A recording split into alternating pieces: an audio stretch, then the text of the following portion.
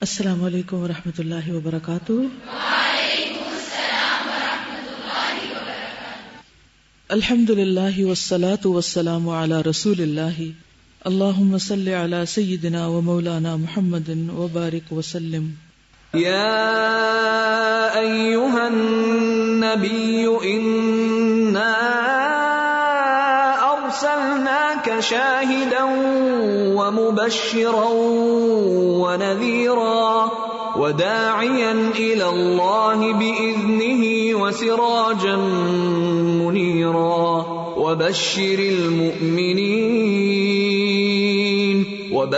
المؤمنین بأن لهم من اللہ فضلا کبیرا۔ بسم اللہ الرحمن الرحیم۔ اسلام کی علانیہ تبلیغ، قرابت داروں میں تبلیغ، قریبی رشتہ داروں سے شروع کیا۔ جب اکا دکا افراد کو خاموشی سے اسلام کی دعوت دیتے ہوئے 3 برس گزر گئے، 3 سال ہو چکے، قریش اور دوسرے قبیلوں کے کچھ اچھے لوگوں نے اسلام قبول کر لیا اور یوں اسلام کی علانیہ تبلیغ کے لیے حالات میں تھوڑی سی گنجائش ہو چلی، تو اللہ تعالیٰ نے رسول اللہ صلی اللہ علیہ وسلم کو حکم دیا، وَأَنذِرْ عَشِيرَتَكَ الْأَقْرَبِينَ وَاخْفِضْ جَنَاحَكَ لِمَنِ اتَّبَعَكَ مِنَ الْمُؤْمِنِينَ فَإِنْ عَصَوْكَ فَقُلْ إِنِّي بَرِيءٌ مِّمَّا تَعْمَلُونَ۔ اور اب آپ اپنے نزدیکی رشتہ داروں کو ڈرائیں، پھر جو ایمان لائیں اور آپ کے پیروکار بن جائیں ان کے لیے اپنا بازو جھکائے رکھیں، اور جو آپ کی بات نہ مانے ان سے آپ اپنی لا تعلقی کا اعلان کر دیں۔ یعنی اب ایمان لانے والوں اور نہ لانے والوں میں فرق کیا جا رہا ہے کہ جو ایمان لائیں آپ کی بات مانے ان کو آپ فل سپورٹ دیں، اور جو نہیں مانتے تو ان کے عمل کو ان کے لیے چھوڑ دیں۔ ان کا ماننا یا نہ ماننا آپ کی ذمہ داری نہیں، آپ کی ذمہ داری بات پہنچا دینا ہے۔ یہ سورۃ الشعراء کی آیتیں ہیں۔ اگر آپ گھر جا کر سورۃ الشعراء کو ایک نظر دیکھیں، پوری سورت کو ایک طرح سے، اتفاق سے آج صبح مجھے وہی پڑھنی تھی، تو آپ دیکھیں گے کہ اس میں پیغمبروں کو جھٹلانے والی اقوام کا ذکر ہے، کیونکہ نبی صلی اللہ علیہ وسلم کو ذہنی طور پہ تیار کیا جا رہا ہے کہ جب آپ پیغام کھلے عام دیں گے تو لوگ آپ کی مخالفت کریں گے۔ اور یہ صرف آپ کے ساتھ نہیں ہوا، آپ سے پہلے بھی پیغمبروں کے ساتھ یہی کچھ ہوتا رہا کہ ان کے لوگوں نے اپنے پیغمبروں کو جھٹلا دیا، جیسے قوم فرعون، قوم عاد، سمود۔ تو ایک طرح سے پچھلے اقوام کے قصے سنا کر آپ کو ذہنی طور پر تیار بھی کیا گیا۔ اس حکم پر نبی صلی اللہ علیہ وسلم نے اپنے سب سے نزدیکی قرابت داروں یعنی بنو ہاشم کو اکٹھا کیا۔ ان کے ساتھ بنو مطلب کے بھی کچھ آدمی تھے۔ آپ نے ان کے سامنے اللہ کی حمد و ثنا کی، اس کی وحدانیت کی شہادت دی اور فرمایا، واللہ الذی لا الہ الا ہو انی لرسول اللہ الیکم خاصۃ وإلی الناس کافۃ واللہ لتموتن کما تنامون ولتبعثن کما تستيقظون وَلَتُحَاسَبُنَّ بِمَا تَعْمَلُونَ وَإِنَّهَا الْجَنَّةُ أَبَدًا أَوِ النَّارُ أَبَدًا۔ اللہ وحدہ لا شریک کی قسم، میں تمہارے لیے خصوصاً اور تمام انسانوں کے لیے عموماً اللہ کا رسول ہوں۔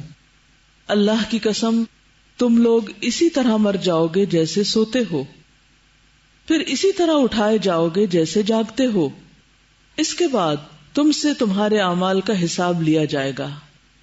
اور عربی کی عبارت میں آپ دیکھ رہے ہیں کہ لَتُحَاسَبُنَّ، ضرور با ضرور لیا جائے گا، کیونکہ لام بھی تاکید کا اور نون مشدد بھی تاکید کے لیے ہے، تو ضرور با ضرور تم سے حساب لیا جائے گا، پھر یا تو ہمیشہ کے لیے جنت ہوگی یا ہمیشہ کے لیے جہنم۔ یہ تھا آپ کی تبلیغ کا طریقہ۔ کیا ہے اس طریقے کی خصوصیات؟ سب سے پہلے آپ نے اپنی پوزیشن بتائی کہ میں کون ہوں اور کیا پیغام لے کر آ رہا ہوں، اور پیغام ہے کہ اللہ ایک ہے۔ اور اپنی پوزیشن کے بارے میں کیا بتایا؟ تمہاری طرف خاص طور پر اور تمام انسانوں کی طرف عام طور پر اللہ کا رسول ہوں. اور پھر آخرت کو اتنے اچھے طریقے سے واضح کر دیا. اتنا سمپل لاجک ہے کہ جیسے تم دنیا میں سوتے ہو، روز سوتے ہو، سونے کا تجربہ کس کو معلوم نہیں، اور پھر اٹھتے ہو، اسی طرح تم اپنی زندگی کے اختتام پر موت کی آغوش میں سو جاؤ گے، پھر تم اٹھائے جاؤ گے، اور پھر تم سے حساب لیا جائے گا، تم سے سوال جواب کیا جائے گا، اور نتیجے میں یا تو پھر ہمیشہ کے لیے جنت یا پھر ہمیشہ کے لیے جہنم ہوگی. کتنے سادے لفظوں میں پورا میسج دے دیا، جس میں خاص طور پر توحید، رسالت اور آخرت کا ذکر ہے. یہ آپ کی دعوت کے بیسک انگریڈینٹس تھے. کسی بھی شخص کا عمل درست نہیں ہو سکتا جب تک کہ اس کا ایمان درست نہ ہو، اس کا عقیدہ درست نہ ہو. اور عقیدے کی درستگی کے لیے اللہ پر ایمان وحدہ لا شریک کے طور پر، اور محمد رسول اللہ صلی اللہ علیہ وسلم کو تمام انسانوں کے لیے رسول ماننا، اور پھر آخرت کا حساب کتاب اور جنت جہنم پر یقین رکھنا. چند لفظ ہیں لیکن بہت زبردست معنی ہیں ان کے اندر، یعنی کہ دین کی بنیاد پوری کی پوری ایک طرح سے سمو دی گئی ہے.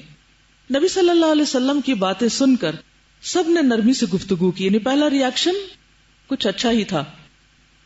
صرف آپ کے چچا ابو لہب نے کہا اس کا ہاتھ اس سے پہلے پکڑ لو کہ عرب اس کے خلاف اکٹھے ہوں، ورنہ اس وقت اگر اس کو ان کے حوالے کرو گے تو ذلت اٹھاؤ گے، اور اگر اسے بچانا چاہو گے تو مارے جاؤ گے. یہ چچا تھا. کہا جاتا ہے کہ 30 یا 40 افراد تھے جن کو آپ صلی اللہ علیہ وسلم نے بلایا تھا اور کھانے کا بھی انتظام کیا، اور سب نے بات غور سے سنی، لیکن ایک شخص وہیں سے بفر اٹھا. اور ابو لہب جو تھا وہ صرف یہ نہیں کہ خاندان کی مجلس میں، بلکہ اس کے بعد جب نبی صلی اللہ علیہ وسلم بازاروں میں جا کر تبلیغ کرتے تو وہاں بھی وہ آپ کے پیچھے پیچھے جاتا اور آپ کی مخالفت کرتا. اس میں ہم دیکھتے ہیں کہ ایک اور روایت میں آتا ہے کہ جب یہ آیت نازل ہوئی وَأَنذِرْ عَشِيرَتَكَ الْأَقْرَبِينَ، تو رسول اللہ صلی اللہ علیہ وسلم نے اپنے دونوں کانوں میں انگلیاں ڈال لی اور آواز کو بلند کر کے فرمایا، اے عبد مناف کی اولاد، اللہ کے عذاب سے ڈرو. یعنی اس سے پتہ چلتا ہے کہ آپ نے جب خاندان کے لوگوں کو بلایا تو بہت زوردار انداز میں اپنی بات پہنچائی، علل اعلان پہنچائی، واضح طور پر پہنچائی. طارق بن عبداللہ المحاربی کہتے ہیں میں نے رسول اللہ صلی اللہ علیہ وسلم کو 2 بار دیکھا ہے. ایک بار حجاز کے بازار میں سامان رکھ کر بیٹھا بیچ رہا تھا، اور آپ صلی اللہ علیہ وسلم نے سرخ حلہ پہن رکھا تھا، یعنی اوپر سے اوور کوٹ کی طرح. آپ صلی اللہ علیہ وسلم بلند آواز سے لوگوں کو پکار رہے تھے، اے لوگو لا الہ الا اللہ کہہ دو تو فلاح پا جاؤ گے. ایک آدمی آپ صلی اللہ علیہ وسلم کے پیچھے پتھر لے کر چل رہا تھا، جس نے آپ صلی اللہ علیہ وسلم کے ٹخنے اور ایڑیاں خون آلود کر دیے تھے. وہ کہتا تھا لوگو اس کی بات نہ ماننا، یہ کذاب ہے. میں نے کہا کہ یہ آدمی کون ہے؟ انہوں نے کہا کہ یہ بنی عبد المطلب کا غلام ہے، نبی صلی اللہ علیہ وسلم. میں نے کہا اس کے پیچھے پیچھے کون چل رہا ہے؟ انہوں نے کہا یہ اس کا چچا عبد العزیٰ ہے جس کی کنیت ابو لہب ہے. تو ابو لہب یہاں سے بفر اٹھا، اور پھر کہیں بھی اس نے مخالفت میں کمی نہیں کی. متعدد روایات آگے بھی آئیں گی جن سے یہ پتا چلتا ہے کہ اس نے ہر جگہ پر آپ کی مخالفت کی، اور اس کی مخالفت صرف زبانی کلامی نہ تھی، صرف لوگوں کو بھی نہیں ابھارتا تھا بلکہ فزیکلی ٹارچر بھی دیتا تھا، یعنی پتھر بھی مارتا تھا اور جسمانی اذیت بھی دیتا. ایک اور روایت کے مطابق آپ صلی اللہ علیہ وسلم نے فرمایا کون میرے دین اور میرے وعدوں کی ذمہ داری قبول کرے گا، یعنی اپنے خاندان کے لوگوں کو کہا، یعنی کون میرے وعدوں پہ یقین رکھے گا. جو ایسا کرے گا وہ میرے ساتھ جنت میں ہوگا اور میرا نائب بنے گا، یعنی کہ وہ میرا مددگار ہوگا، میرے بعد میرا یہ کام سنبھالے گا. اس پر آپ کو معلوم ہے کہ کس نے لبیک کہا تھا؟ حضرت علی رضی اللہ تعالیٰ عنہ. دوسری بار جب آپ نے اپنے خاندان کے لوگوں کو یہی بات کی تو بھی کون اٹھا؟ جو سب سے چھوٹا تھا اس وقت، علی رضی اللہ تعالیٰ عنہ. اور تیسری بار بھی علی رضی اللہ تعالیٰ عنہ. انہوں نے کہا کہ اللہ کے رسول آپ تو ایک سمندر ہیں، بھلا اتنا بلبوتا کس میں ہے جو اتنا بوجھ اٹھا سکتا ہے. آپ نے یہ پیشکش اپنے گھر والوں کو کی تو حضرت علی رضی اللہ تعالیٰ عنہ نے کہا کہ میں یعنی آپ نے حامی بھری. مگر آپ کے چچا ابو طالب نے کہا تمہیں جو حکم ملا ہے اسے کر گزرو، واللہ میں مسلسل تمہاری حفاظت اور بچاؤ کرتا رہوں گا، البتہ میرا جی نہیں چاہتا کہ میں اپنے والد عبد المطلب کا دین چھوڑ دوں. خاندان کے 3 حصے ہو گئے. میجورٹی کا کیا تھا؟ خاموش. ایک شخص شدید مخالف، اور ایک سب کی مخالفت مول لیتے ہوئے اٹھ کھڑا اور کہا کہ میں آپ کا ساتھ دوں گا. اس سے کیا پتہ چلتا ہے؟ اس سے لوگوں کی کیا نفسیات سامنے آتی ہے؟ مثلا آپ اپنے خاندان میں ہیں اور ان کو اللہ کی کوئی بات سنا رہے ہیں، دین کی طرف آنے کی بات کر رہے ہیں، تو کیا اسی طرح کے ریاکشن نہیں ملیں گے؟ لوگ انہی 3 قسموں میں بٹتے ہیں. ساتھ دینے والے اور علل اعلان کھل کے ساتھ دینے والے بھی کم ہوتے ہیں، شدید مخالفت والے بھی کم ہوتے ہیں، البتہ سائلنٹ میجورٹی کافی ہوتی ہے. اور اس میں ابو طالب جو ہیں، جو آپ سے بے حد پیار کرتے ہیں، انہوں نے کہا میں ویسے تو مدد کروں گا لیکن میں خود نہیں ایمان لا سکتا. اپنے آباء و اجداد کے دین پر رہنے کو ہی انہوں نے ترجیح دی.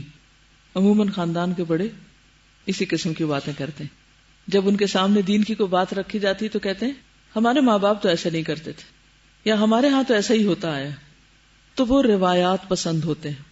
چیلنجز کو قبول کرنے والے، رسک لینے والے کم ہوتے ہیں، اور اسی طرح علل اعلان مخالفت کرنے والے بھی کم ہوتے ہیں. ایسے میں انسان کے لیے ایک بڑی ہوپ ہوتی کہ ٹھیک ہے کسی نے کھل کے ساتھ نہیں دیا لیکن سوچنے کا وقت لے رہے ہیں، ان پر مزید کام کرنا چاہیے، ہو سکتا ہے کہ ان میں سے مزید کچھ لوگ ساتھ مل جائیں. صفا کی پہاڑی پر یعنی آپ صلی اللہ علیہ وسلم اب خاندان سے نکل کر تھوڑا اور باہر جاتے ہیں، اور یہ پہاڑی کے واز کے نام سے بات مشہور ہے. انہی دنوں اللہ تعالیٰ نے ایک اور حکم اتارا، فاصدع بما تؤمر واعرض عن المشرکین. تمہیں جس بات کا حکم دیا جا رہا ہے اسے کھلم کھلا بیان کر دو اور مشرکوں سے منہ پھیر لو. منہ پھیر لو سے مراد یہ کہ ان سے ناراض ہو جاؤ، یعنی مخالفت کی پرواہ نہ کرو، اسے اگنور کر دو اور اپنا کام کیے چلے جاؤ.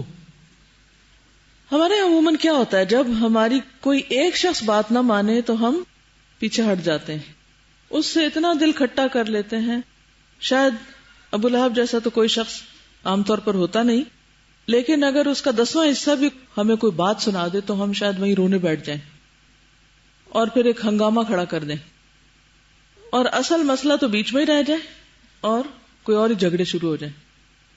لوگ آپس میں باتیں کرنے لگے، کوئی کہ اس کو یہ کہنا ہی نہیں چاہیے تھا، اور اس موقع پہ یہ تبلیغ ہونی نہیں چاہیے تھی، اور یہ تو دعوت کا موقع تھا، پارٹی تھی، اور اس موقع پر اتنی بدمزگی پھیلا دی، اور وغیرہ وغیرہ. تو ایسے موقع پر کیا کرنا چاہیے؟ کیا کرنا چاہیے؟ جس کا جو دل چاہے کہتا رہے. عارض، ان باتوں پہ کان نہ دھرو، اور جو کرنا ہے وہ کرو، کیونکہ اگر کریں گے نہیں تو میسج پہنچے گا کیسے، آگے جائے گا کیسے؟ کہتے ہیں تندی باد مخالف سے نہ گھبرا اے عقاب، یہ تو چلتی ہے تجھے اونچا اڑانے کے لیے. یہ حکم ملنے کے بعد ایک روز رسول اللہ صلی اللہ علیہ وسلم صفا پہاڑی پر تشریف لے گئے اور سب سے اونچے پتھر پر چڑھ کر صدا لگائی. آپ کو پتا نا کہ صفا کی پہاڑی اس طرح کی پہاڑی نہیں ہے کہ جیسے عام طور پر ایک یکساں پتھر ہوتا ہے یا اونچا ٹیلا ہوتا ہے اور پھر ایک اس کی ٹاپ ہوتی ہے. وہ ایک طرح سے بڑے بڑے پتھروں کا مجموعہ. کبھی دیکھا آپ نے صفا پہاڑی کی تصویر کو؟ تو وہ بھی بڑے بڑے پتھروں کا ایک طرح سے مجموعہ ہے. تو آپ صلی اللہ علیہ وسلم اس کے سب سے اونچے پتھر پر جا کھڑے ہوئے. جو لوگ حج عمرے پہ گئے ذرا امیجن کریں، جہاں سے صفا مروہ کا طواف یا سعی شروع ہوتی ہے. یہ حکم ملنے کے بعد ایک روز رسول اللہ صلی اللہ علیہ وسلم صفا پہاڑی پر تشریف لے گئے اور سب سے اونچے پتھر پر چڑھ کر صدا لگائی، یا صباحا، ہائے صبح. یہ پکار اس بات کی علامت ہوا کرتی تھی کہ دشمن نے حملہ کر دیا ہے یا کوئی بڑا حادثہ پیش آ گیا ہے. یعنی یہ اس دور میں لوگوں کو متوجہ کرنے کا کلمہ تھا. اس کے بعد نبی صلی اللہ علیہ وسلم نے قریش کے ایک ایک خاندان اور کنبے کو نام بنام پکارنا شروع کیا. ایک ایک خاندان اور کنبے کو ناموں سے پکارا. یہ ناموں سے پکارا والی بات قابل توجہ ہے. اس کی کیا حکمت ہے غور کیجئے گا. یا بنی فہرن، فہر جو ہے یا فہر جو ہے یہ قریش کے لیے استعمال ہوتا ہے، اور قریش کہتے ہیں ویل مچھلی کو عربی زبان میں. تو ویل مچھلی جو ہوتی ہے وہ بہت بڑی ہوتی، تو ان سے شروع کیا، ٹھیک ہے، قریش سے. یا بنی فہرن، یا بنی عدی، یہ تا ایکسٹرا ہے. یا بنی فلانن، یا بنی فلانن، یا بنی عبد مناف، یعنی ہر ایک کا نام لے لے کے پکارنا شروع کیا. یا بنی عبد المطلب، اے بنی فہر، اے بنی عدی، اے بنی فلاں، اے بنی فلاں، اے بنی عبد مناف، اے بنی عبد المطلب. جب لوگوں نے یہ آواز سنی تو کہا یہ کون پکار رہا ہے؟ کچھ لوگوں نے بتایا کہ محمد صلی اللہ علیہ وسلم. اس پر ہر طرف سے لوگ دوڑ پڑے، یہاں تک کہ اگر کوئی آدمی خود نہ آ سکا تو اپنی جگہ کسی دوسرے کو بھیج دیا کہ دیکھ کر آئے بات کیا ہے.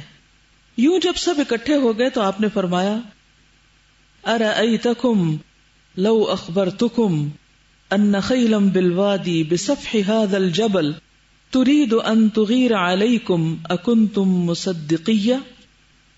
یہ بتاؤ اگر میں یہ کہوں کہ اس پہاڑ کے پیچھے وادی میں گھڑ سواروں کی ایک جماعت ہے جو تم پر حملہ آور ہوا چاہتی ہے تو کیا تم مجھے سچا مانو گے؟ لوگوں نے کہا ہاں ہاں، ہم نے آپ کو کبھی جھوٹا نہیں پایا، یعنی آج تک آپ نے جو کچھ کہا سچ کہا، لہذا جو آپ کہیں گے ہم مانیں گے. ہم نے آپ کو ہمیشہ سچا ہی پایا. تب آپ صلی اللہ علیہ وسلم نے فرمایا فإنی نذیر لکم بین یدی عذاب شدید انما مثلی ومثلکم کمثل رجل رأى العدو فانطلق يربأ أهله فخشي أن يسبقوه فجعل ينادي يا صباحا. اچھا تو میں ایک سخت عذاب کے آنے سے پہلے تمہیں ڈرانے والا بنا کر بھیجا گیا ہوں، اور میری اور تمہاری مثال ایسی ہی ہے جیسے کسی آدمی نے دشمن کو دیکھ لیا اور جھٹ پٹ دوڑا کہ گھر والوں کی حفاظت کا بندوبست کرے، لیکن اس نے خطرہ محسوس کیا کہ دشمن اس سے پہلے انہیں آ دبوچے گا، لہذا وہ زور زور سے پکارنے لگا یا صباحا، ہائے صبح. آپ نے دشمن سے ڈرانے والا طریقہ کیوں اختیار کیا؟ اس کی کیا وجہ تھی؟ پھر عرب کانٹیکس میں دیکھیے، تھوڑا سا امیجن کیجئے کہ وہاں پر عموماً لوگوں کا مشغلہ کیا تھا؟ جو قبیلہ طاقتور ہو جاتا تھا اور جانور پال لیتا وہ گھوڑے لے کے دوسرے قبیلے پہ چڑھ دوڑتا اور جا کے یلغار ڈال دیتا، ان کی عورتوں کو پکڑ کے غلام بناتا، بچے پکڑ لیتا، مال متا لوٹ کے چل پڑتا. تو ہوتا یہ تھا کہ کوئی بھی شخص جب کسی بھی دوسرے قبیلے کو اپنی طرف حملہ آور ہوتے دیکھتا تو وہ ساری قوم کو خبردار کرتا اسی طریقے سے، اور لوگ اس کی بات سنتے تھے. تو آپ نے اپنی قوم کے معروف طریقے پر جس سے وہ لوگ خطرے کی بات توجہ سے سنتے تھے، اسی طریقے پر، اسی انداز پر لوگوں کو آخرت کے عذاب سے اور آخرت کے خطرے سے ڈرایا. اس سے تبلیغ کا ایک اہم نقطہ پتہ چلتا ہے. کیا؟ کہ آپ جن لوگوں سے بات کر رہے ہیں ان کی صرف زبان نہیں، ان کے محاورے میں اور ان کے طریقے پر انہیں بات کریں تاکہ وہ اسے ریلیٹ کر سکیں، اسے سمجھ سکیں. اسی طرح آپ دیکھیے کہ عام طور پر کیا ہوتا ہے کہ جب آپ کہتے ہیں ادھر آئیے، ادھر آئیں، ادھر آئیں، تو لوگ اس کو کیا لیتے ہیں کہ میرے سے نہیں بات ہو رہی، پتہ نہیں کس سے ہو رہی ہے، کوئی اور آ جائے گا، میں نہیں کوئی اور آ جائے گا. لیکن جب کسی کو اس کے نام سے بلایا جاتا ہے تو وہ اس کو سنجیدگی سے سنتا ہے. تو یہ بھی آپ دیکھیے کہ ایک بہت اہم حکیمانہ انداز ہے، حکمت کا نقطہ ہے اس میں. جب بھی کسی کو بات سمجھانا مقصود ہو، اس کو بتانا مقصود ہو، اس کو خبردار کرنا مقصود ہو، تو اس کے لیول پہ آ کر بات کرنا ضروری ہوتا ہے. تو آپ نے وہی طریقہ اختیار کیا، حالانکہ کوئی دشمن آ نہیں رہا تھا، یہ آخرت کا خطرہ تھا. اس کے بعد نبی صلی اللہ علیہ وسلم نے لوگوں کو دعوت دی کہ وہ لا الہ الا اللہ محمد الرسول اللہ کا سچے دل سے اقرار کریں، اور بتلایا کہ یہی کلمہ دنیا کی کامیابی اور آخرت کی نجات کا ذریعہ ہے. اور سمجھایا کہ اگر وہ اپنے شرک پر جمے رہے اور آپ کی لائی ہوئی باتوں پر ایمان نہ لائے تو اللہ کا عذاب انہیں اپنی گرفت میں لے لے گا، اور آپ رسول ہونے کے باوجود انہیں عذاب سے بچا سکیں گے، نہ اللہ سے چھڑا سکیں گے، یعنی نہ عذاب سے بچا سکیں گے اور نہ چھڑا سکیں گے۔ آپ نے یہ ڈراوا عام لوگوں کو بھی سنایا اور خاص لوگوں کو بھی، یعنی سب تک پیغام پہنچایا۔ چنانچہ فرمایا، یا معشر قریش اشتروا انفسکم من اللہ انقذوا انفسکم من النار فإنی لا املک لکم ضرا ولا نفعا ولا اغنی عنکم من اللہ شیئا۔ اے قریش کے لوگو، جہنم سے نجات کے بدلے میں اللہ سے اپنی جانوں کا سودا کر لو، کیونکہ میں تمہارے نفع و نقصان کا مالک نہیں اور نہ تمہیں اللہ سے بچانے کے سلسلے میں تمہارے کام آ سکتا ہوں۔ یا بنی کعب بن لؤی انقذوا انفسکم من النار فإنی لا املک لکم ضرا ولا نفعا۔ اے بنی کعب بن لؤی، اپنے آپ کو جہنم سے بچا لو، کیونکہ میں تمہارے نفع و نقصان کا مالک نہیں۔ یا بنی مرہ بن کعب انقذوا انفسکم من النار، اے بنی مرہ بن کعب، اپنے آپ کو جہنم سے بچا لو۔ یا معشر بنی قصی انقذوا انفسکم من النار فإنی لا املک لکم ضرا ولا نفعا۔ اے بنی قصی، اپنے آپ کو جہنم سے بچا لو، میں تمہارے نفع و نقصان کا مالک نہیں۔ یا بنی عبد شمس انقذوا انفسکم من النار، اے بنی عبد شمس، اپنے آپ کو جہنم سے بچا لو۔ یا بنی عبد مناف انقذوا انفسکم من النار فإنی لا املک لکم ضرا ولا نفعا۔ اے بنی عبد مناف، اپنے آپ کو جہنم سے بچا لو، کیونکہ میں تمہارے نفع و نقصان کا مالک نہیں۔ یا بنی ہاشم انقذوا انفسکم من النار، اے بنو ہاشم، اپنے آپ کو جہنم سے بچا لو۔ یا بنی عبد المطلب انقذوا انفسکم من النار فإنی لا املک لکم ضرا ولا نفعا ولا اغنی عنکم من اللہ شیئا سلونی من مالی ما شئتم لا املک لکم من اللہ شیئا۔ اے بنی عبد المطلب، اپنے آپ کو جہنم سے بچا لو، کیونکہ میں تمہارے نفع و نقصان کا مالک نہیں اور تمہیں اللہ سے بالکل نہیں بچا سکتا۔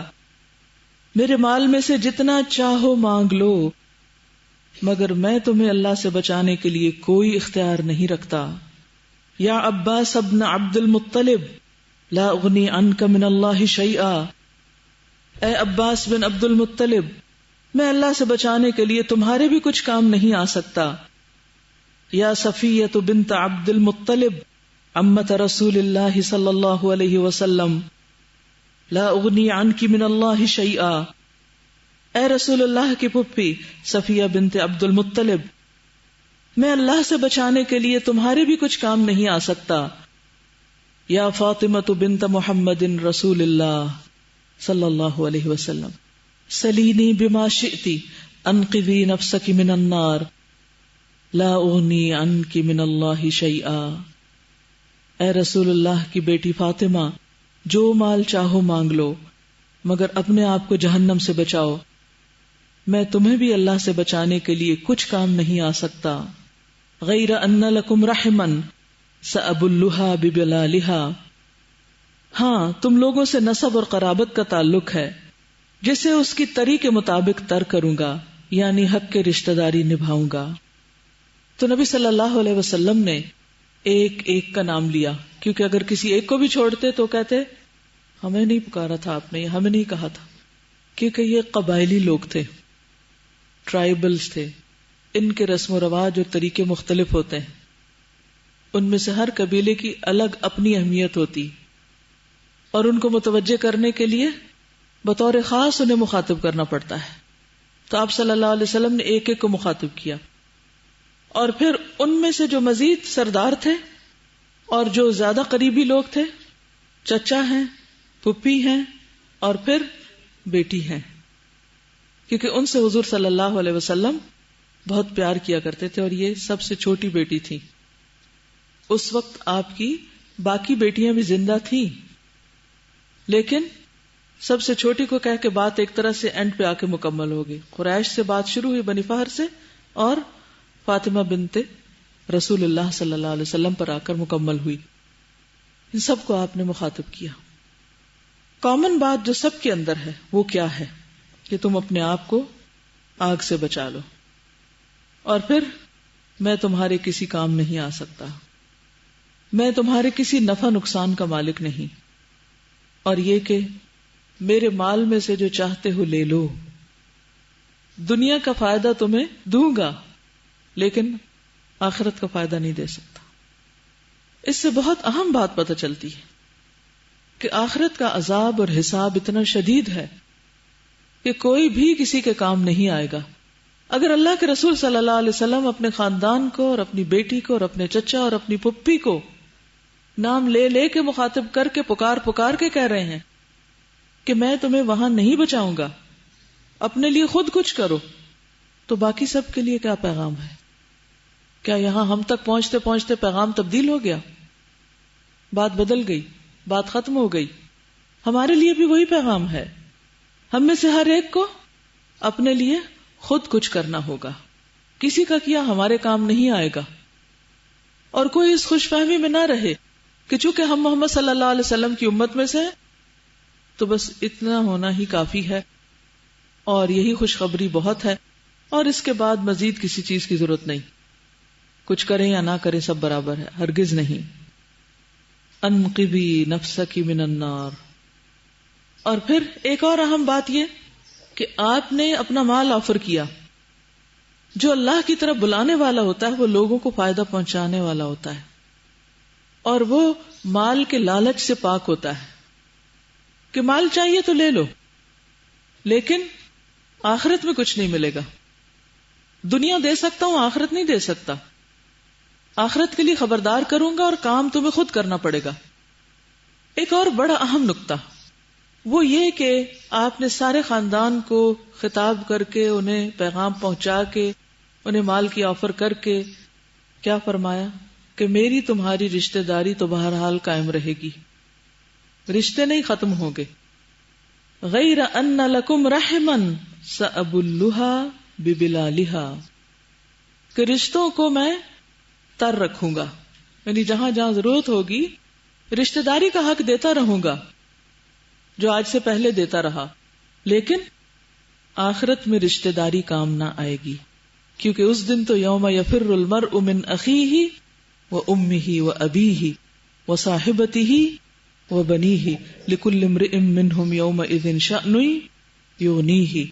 کوئی کسی کے کام نہیں آئے گا، بھائی باپ بیٹا بیوی سب بھاگ جائیں گے.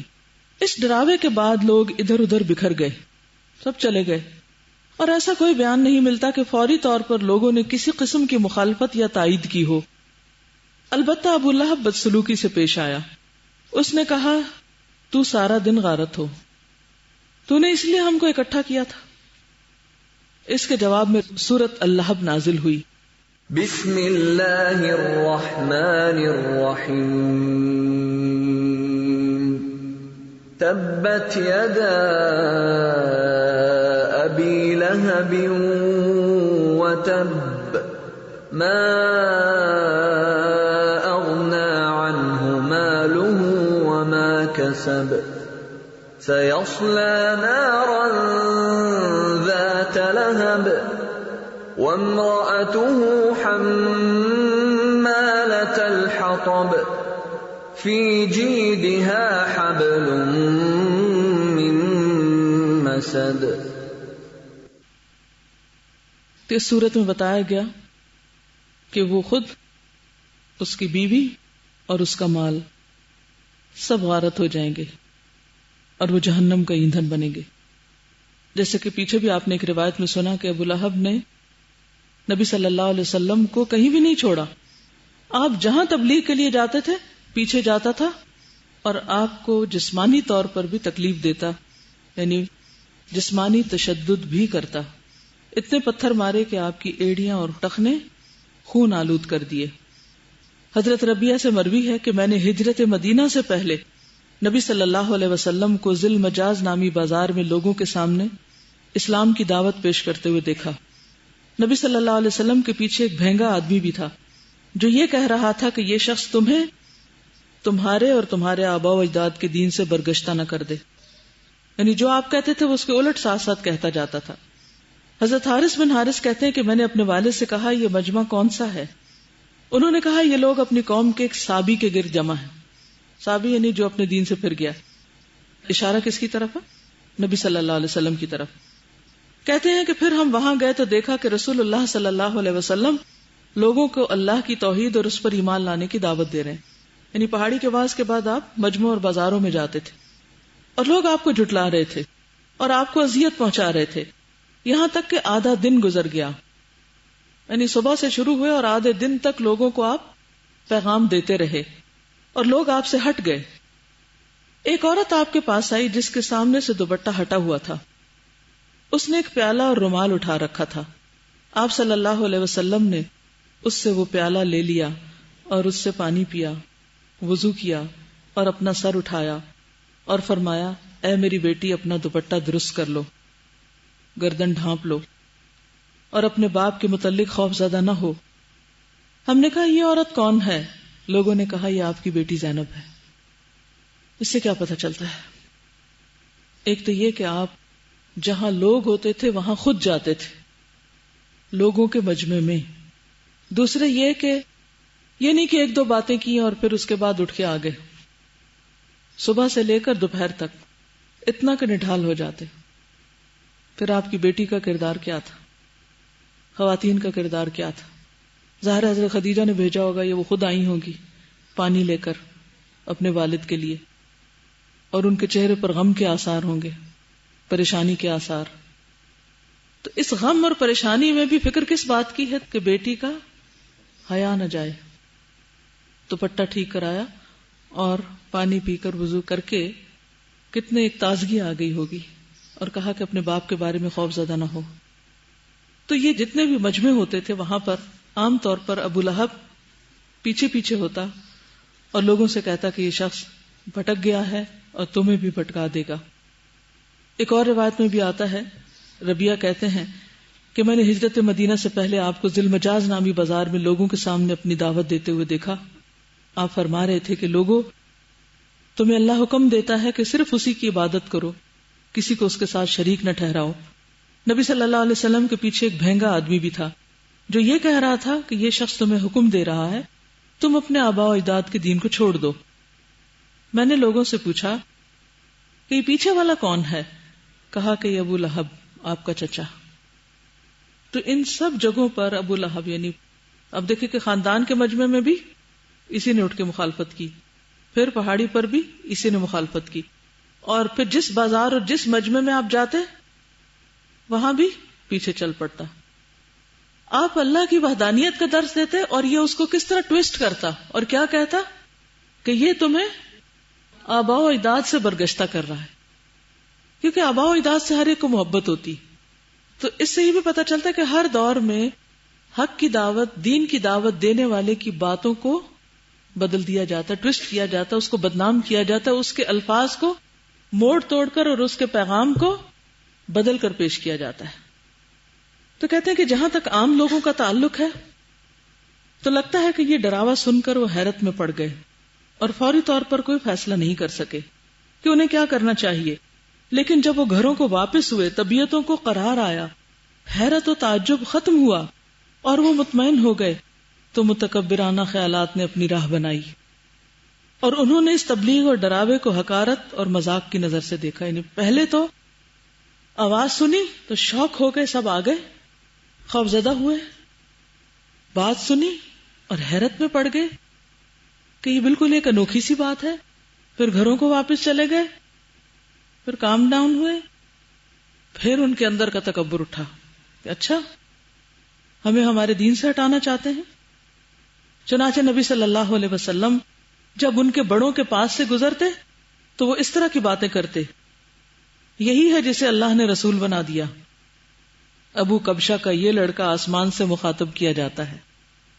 ابو کبشہ جو تھے وہ نبی صلی اللہ علیہ وسلم کے ننیالی اور ددھیالی نسب نامے میں پائے جاتے ہیں، یعنی ننیال کی طرف سے ہیں یا رضات میں ہیں۔ تو انہوں نے بھی قریش کا دین چھوڑ کر نصرانیت اختیار کی تھی. یہ آپ کو معلوم ہے نا کہ بہت سے لوگ نبی صلی اللہ علیہ وسلم کے مبعوث ہونے سے پہلے بھی دین ابراہیمی پر تھے اور وہ حق کی تلاش میں پھرا کرتے تھے اور مختلف لوگوں سے ملاقات کر کے یہودیوں سے، عیسائیوں سے ان کے دین کے بارے میں جاننے کی کوشش کرتے. تو اسی طرح ابو کبشہ نے بھی عربوں کا دین چھوڑ کر نصرانیت جو اس وقت کا دین اسلام تھا اسے قبول کر لیا تھا. تو لوگ ان کے نام سے آپ کو تانے دیتے تھے. اس لیے جب نبی صلی اللہ علیہ وسلم نے ان سے الگ دین کا اعلان کیا تو انہوں نے آپ کو تحقیر اور طعنہ زنی کی نیت سے ابو کبشہ کی طرف منسوب کر دیا اور اس کے مثل یعنی مانند قرار دیا. بہرحال نبی صلی اللہ علیہ وسلم اپنی تبلیغ میں لگے رہے اور مجمع اور محفلوں میں اس کا اظہار شروع کر دیا. آپ کتاب اللہ کی آیتیں پڑھتے، انڈر لائن. تبلیغ اپنی باتوں سے یا ڈھکوسلوں سے نہیں کرتے تھے. کیا کرتے تھے؟ لوگوں کو اللہ کا کلام پڑھ کر سناتے تھے. اور یہی طریقہ ہے صحیح تبلیغ کا، کیونکہ لوگوں کو اللہ سے جوڑنا ہے اور اس کے لیے اللہ ہی کی بات سنانی چاہیے. اور پچھلے رسولوں نے جو پیغام سنایا تھا وہی پیغام سناتے. فقال يا قوم اعبدوا الله ما لكم من إله غيره. اے میری قوم کے لوگو، اللہ کی عبادت کرو، اس کے سوا تمہارا کوئی معبود نہیں. اس کے ساتھ ہی آپ نے لوگوں کی آنکھوں کے سامنے کھلم کھلا اللہ کی عبادت شروع کر دی. اس کو بھی انڈر لائن کر لیں. یہ اہم نقطہ ہے. پہلے چھپ چھپ کر گھاٹیوں میں مختلف چیزوں کی اوٹ میں نماز پڑھی جاتی تھی. اب علل اعلان عبادت شروع ہو گئی تبلیغ کے ساتھ ہی. پہلے تبلیغ بھی خفیہ، عبادت بھی خفیہ. اب تبلیغ بھی علانیہ اور عبادت بھی علانیہ. چنانچہ آپ دن دہاڑے سارے لوگوں کے سامنے کعبہ کے صحن میں نماز پڑھتے تھے. آپ کی تبلیغ دھیرے دھیرے کامیاب ہوتی گئی. ایک ایک کر کے بہت سے لوگ مسلمان ہوتے گئے اور جو مسلمان ہوئے ان میں اور ان کے گھر کے دوسرے لوگوں میں دوری اور نفرت بھی پیدا ہوتی گئی. ذہنی فاصلے بڑھنا شروع ہو گئے. خاندانوں کے اندر دو دو گروہ بننے شروع ہو گئے. اور یہ بھی کسی بھی دعوت کا ایک لازمی حصہ ہوتا ہے کہ جو لوگ اس دعوت کو قبول کرتے ہیں کسی خاندان میں سے اور جو نہیں کرتے ان کے درمیان باہم اختلافات پیدا ہو جاتے ہیں. یہ بالکل نیچرل ہے، ایسا ہوتا ہے. اس سے گھبرانا نہیں چاہیے. اس کا یہ مطلب نہیں کہ جو شخص دین پر چلے وہ غلط ہوتے ہیں اس لیے خاندان والے ان کو برا بھلا کہتے ہیں. نہیں، سوچ کے فرق کی وجہ سے بعض اوقات مس انڈرسٹینڈنگ ہوتی ہے. بعض اوقات ایک دوسرے کو سمجھتے نہیں کہ کوئی شخص کیا کہہ رہا ہے اور اس طرح ایک دوسرے کی مخالفت شروع ہو جاتی.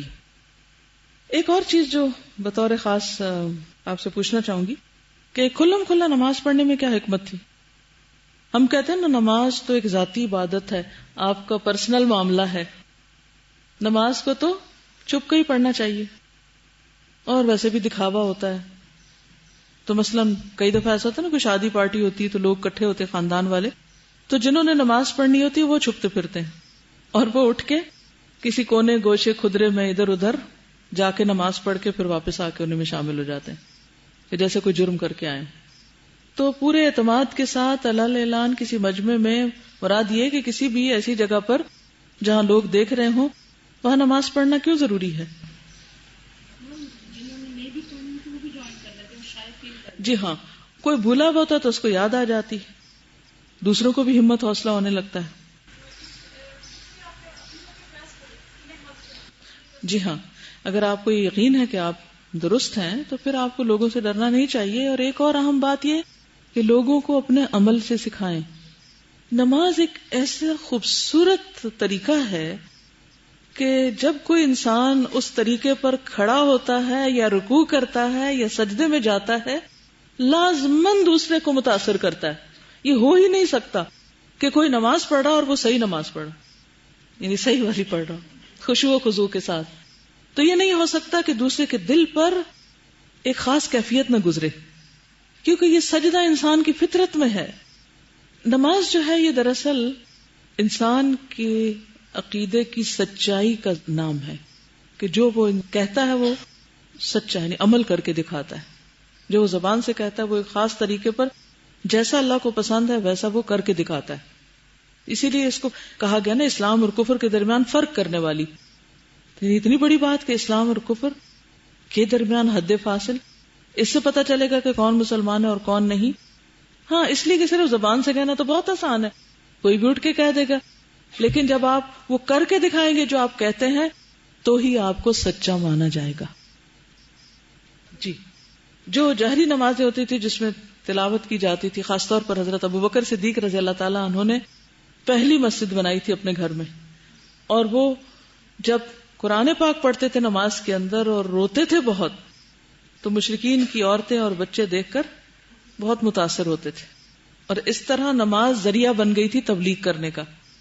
یعنی چونکہ اللہ کا حکم بھی تھا نا, اور آپ کے لیے بھی تھا اور آپ کے فالوورز کے لیے بھی تھا, ورنہ تو آپ خود کھڑے ہو جاتے اور لوگوں کو کہتے تم پڑھو. تو آپ نے جو کہا وہ کر کے بھی دکھایا, کیونکہ یہ اللہ کا حق ہے, اور جب اللہ کا حق دینے کی باری آئے تو اس میں شرمانا, جھجکنا, گھبرانا, ڈرنا نہیں چاہیے. ایک نماز کے بے شمار فائدے ہیں. اگر آپ یہ سارے گننے لگے نا کہ صرف نماز پڑھنے کے کیا کیا فائدے ہیں اور پھر اس میں اعلانیہ طور پر پڑھنے کے کیا فائدے ہیں. اب یہ ہے کہ یہ تبلیغ جو تھی قولی اور عملی کامیاب ہونے لگی تھی. آہستہ آہستہ لوگ بڑھ رہے تھے, اسلام لا رہے تھے. نبی صلی اللہ علیہ وسلم ہر موقع سے فائدہ اٹھاتے. اب آپ دیکھیں سٹیجز دیکھیے, گھر, پہاڑی, بازار, اب حج کا موسم آ رہا ہے, حج کے موسم میں تبلیغ. جابر رضی اللہ تعالیٰ عنہ سے مروی ہے کہ نبی صلی اللہ علیہ وسلم 10 سال مکہ مکرمہ میں رہے, اور اکاز, مجنہ, یعنی یہ بازاروں کے نام ہیں, منڈیوں کے نام ہیں, اور اکاز اور مجنہ, اور موسم حج میں میدان منا میں, موسم حج میں منا میں, امیجن کریں منا, خیمے خیمے خیمے, لوگوں کے پاس ان کے ٹھکانوں پہ جا جا کر ملتے تھے.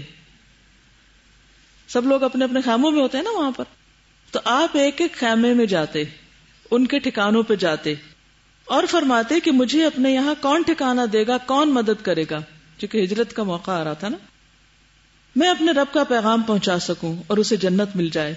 بعض اوقات ایک آدمی یمن سے آتا یا مصر سے, تو ان کی قوم کے لوگ اس کے پاس آتے اور اس سے کہتے کہ قریش کے اس نوجوان سے بچ کے رہنا, کہیں یہ تمہیں گمراہ نہ کر دے.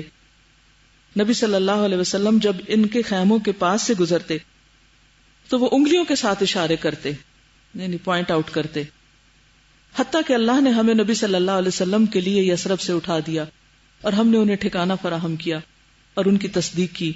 چنانچہ ہم میں سے ایک آدمی نکلتا, آپ پر ایمان لاتا, آپ اسے قرآن پڑھاتے.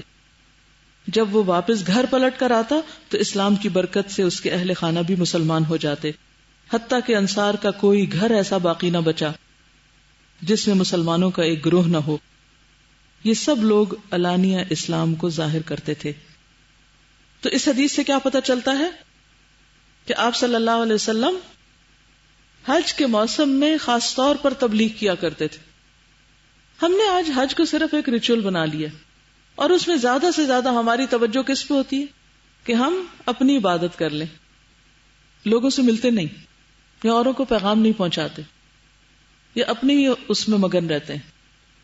جبکہ اس اجتماعیت کا ایک بڑا فائدہ کیا ہے کہ ایک دوسرے کے ساتھ تبادلہ خیال بھی کیا جائے اور لوگوں تک پیغام بھی پہنچایا جائے. تو آپ صلی اللہ علیہ وسلم منا میں ہر سال جو لوگ بھی دنیا بھر سے آتے, جہاں جہاں سے بھی آتے, اب 3 جگہوں کا نام تو اس حدیث سے پتہ چلتا ہے, یمن, مصر اور یثرب, مدینہ سے, آپ ان کے ٹھکانوں پہ جاتے, ان کو پیغام دیتے, اور پھر لوگ وہاں بھی منع کرتے. لیکن اس وقت سب سے زیادہ کس نے پیغام قبول کیا؟ یثرب کے لوگوں نے. آپ کا طریقہ کیا تھا؟ آپ اللہ کی بات بتاتے اور سب سے پہلے کیا سکھاتے؟ قرآن مجید, قرآن کا کچھ حصہ پڑھاتے. وہ واپس جاتے تو کیا کرتے؟ اپنے علاقے میں جا کر قرآن سکھاتے. حتیٰ کہ نبی صلی اللہ علیہ وسلم کی آمد سے پہلے ہی انصار کے ہر گھر میں دین پہنچ چکا تھا, پورا پلیٹ فارم تیار ہو گیا تھا. آپ میں سے کسی نے کوئی ایسا حج کیا ہے کہ لوگوں کو وہاں پر قرآن پڑھایا ہو یا پہنچایا ہو؟ ہم تو اس نیت سے حج نہیں کرتے, ہم تو حج کو صرف اپنی ذاتی عبادت اور فریضہ سمجھ کر کرتے ہیں. تو آئندہ آپ میں سے جو کوئی حج یا عمرے پر جائے وہ ذاتی ثواب کمانے کے علاوہ تبلیغ کی نیت سے بھی جائے. ہم سمجھتے ہیں سب مسلمان ہیں اور وہاں سب بہت اچھے ہیں کیونکہ سب نے حجاب وغیرہ بھی پہنے ہوتے ہیں اور ایک خاص ڈریس میں ہوتے ہیں تو سب ایک جیسے ہی لگتے ہیں. کون دیندار ہے نہیں ہے اتنا پتہ نہیں چلتا. تو وہاں پر بھی لوگوں کو بہت کچھ سکھانے کی ضرورت ہے. بلکہ میں تو یہ سمجھتی ہوں کہ بہت سے لوگ جو مسلمان ہیں بعض اوقات برائے نام ہی مسلمان ہوتے ہیں اور وہاں جا کر سب کا اسلام بہت اچھی طرح کھل جاتا ہے کیونکہ بہت مشقت سے بھی گزرنا پڑتا ہے نا.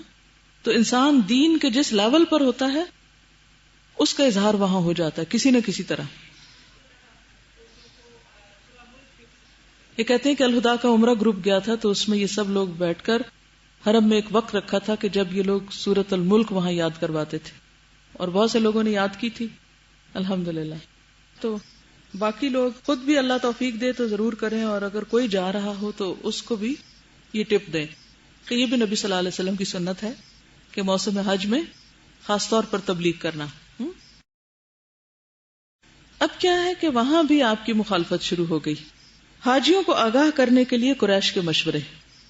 قریش اس پوری صورتحال کو تشویش کی نظر سے دیکھ رہے تھے اور ابھی اس پر تھوڑا ہی عرصہ گزرا تھا کہ حج کا وقت آ گیا اور انہیں حاجیوں کے بارے میں تشویش نے آ گھیرا.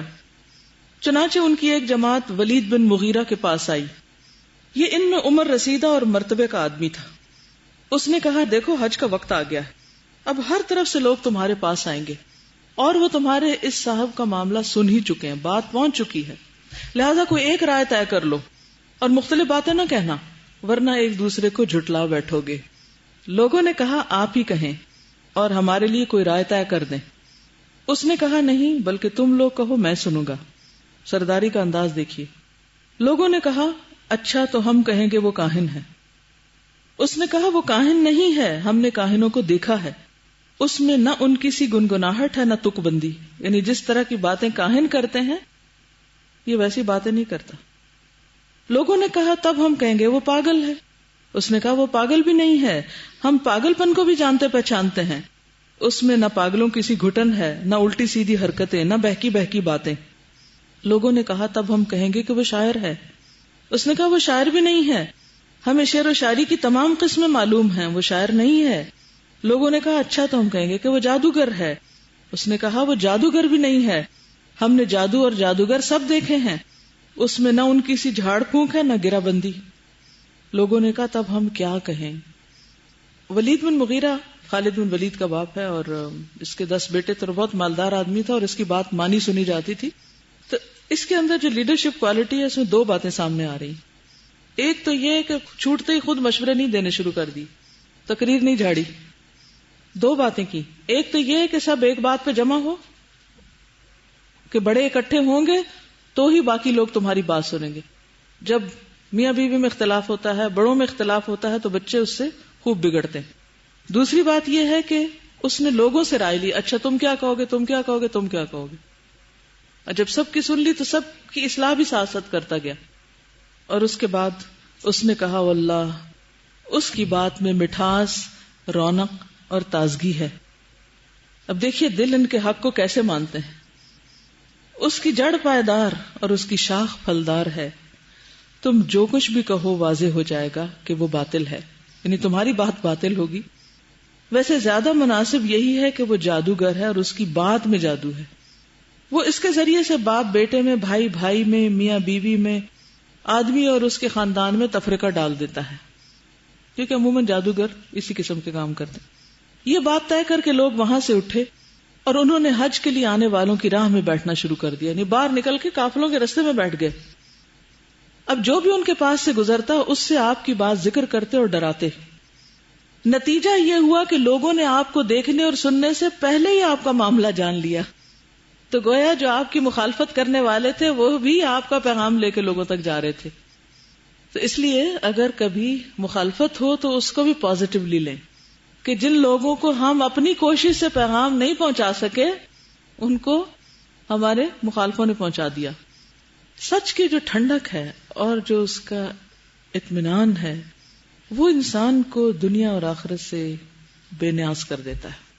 جب انسان کے دل کے اندر ایمان اتر جاتا ہے اور وہ یقین میں بدل جاتا ہے تو پھر انسان کے سامنے دنیا کی ہر نعمت حقیر ہو جاتی۔ اور اس میں آپ دیکھیے حضرت آسیہ کی مثال۔ حضرت آسیہ کس کی بیوی تھی؟ فرعون کی۔ اور فرعون کون تھا؟ بادشاہ وقت۔ حضرت آسیہ کے پاس کیا کچھ نہ ہوگا، بہت بڑے محل میں رہتی تھی۔ آپ کو پتا ہے کہ مصری فرعونی جو تھے ان کی تعمیرات بہت زبردست تھی، جو بڑے بڑے انہوں نے پیرامڈز بنائے ہوئے ہیں، اس سے آپ اندازہ لگائیں کہ ان کا فن تعمیر کس قسم کا تھا۔ محل میں رہنے والی تھی۔ لباس کیسا ہوتا ہوگا؟ جو چاہیں پہنے، شاہی لباس۔ کھانے کس قسم کے ہوں گے؟ سرونٹس کتنے ہوں گے؟ کیا ناز و نخرے ہوں گے؟ ایک عورت کو عام طور پر کیا چاہیے ہوتا ہے؟ یہی ساری چیزیں۔ لیکن اس اللہ کی بندی نے کیا چاہا؟ رب ابن لی عندک بیتا فی الجنہ ونجنی من فرعون وعملہ ونجنی من القوم الظالمین۔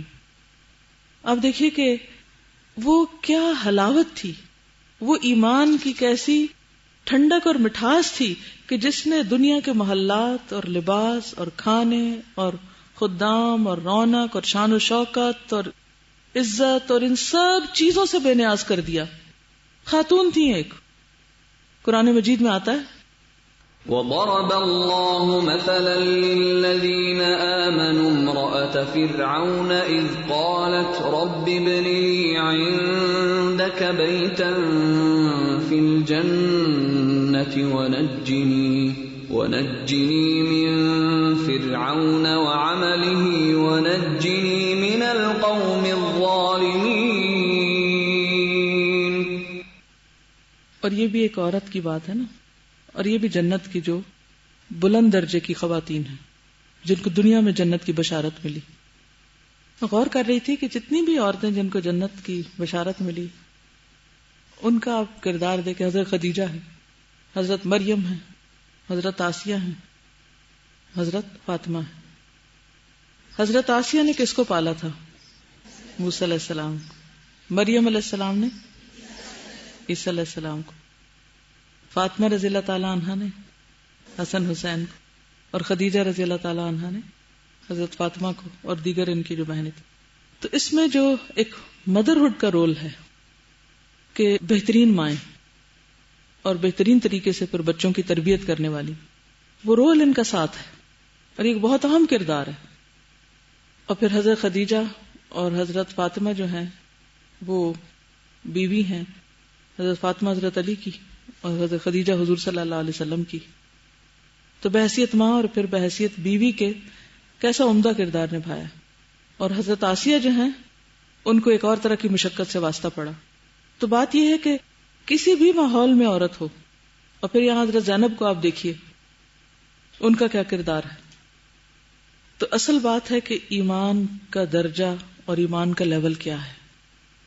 جس درجے کا کسی کا ایمان ہوتا ہے اسی درجے کا امتحان ہوتا ہے، اور امتحان جوں بڑھتے جاتے ہیں تو یقین میں اضافہ ہوتا چلا جاتا ہے اور انسان کے اندر اور پختگی آ جاتی ہے، اور ایمان پر یہ پختگی بہت ضروری ہے۔ اس کے بعد جب حج کے دن آ گئے تو نبی صلی اللہ علیہ وسلم نے حاجیوں کے مجمع اور ڈیروں میں جا کر انہیں اسلام کی طرف بلانا شروع کیا۔